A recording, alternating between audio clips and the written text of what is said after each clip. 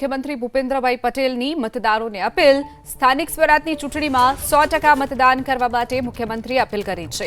લોકશાહીમાં મતદાન અધિકાર સાથે નાગરિક કર્તવ્ય નિભાવવાની પણ સીએમની વાત। વિકસિત ભારતથી વિકસિત ગુજરાતના નિર્માણ માટે મતદાન કરવા માટે અપીલ મુખ્યમંત્રીએ સ્થાનિકોને કરી છે।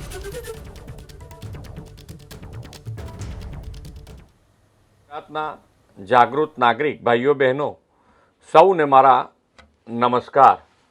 આજે સૌને એક નમ્ર વિનંતી સાથે મહત્વપૂર્ણ સંદેશ આપવા હું ઉપસ્થિત થયો છું।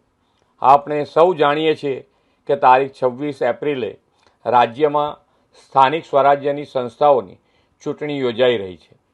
આ માત્ર એક ચૂંટણી નથી, પરંતુ આપણા લોકતંત્રનો પવિત્ર ઉત્સવ છે।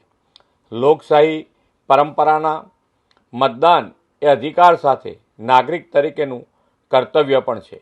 તમારા એક મત તમારા શહેર, જિલ્લા અને તાલુકા તથા ગામ અને સમગ્ર સમાજના વિકાસને વધુ ગતિ આપશે। એ માટે દરેક મત અમૂલ્ય છે।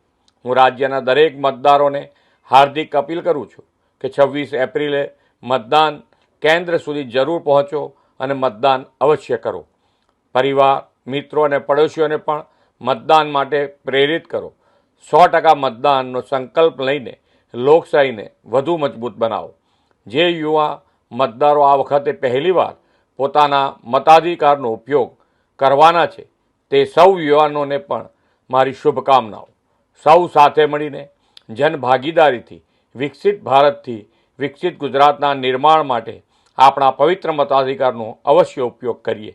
ચાલો 26 એપ્રિલે આપણે 100% મતદાન કરીને લોકશાહીના આ મહાપર્વને સફળ બનાવીએ। ભારત માતા કી જય, વંદે માતરમ, જય જય ગરવી ગુજરાત।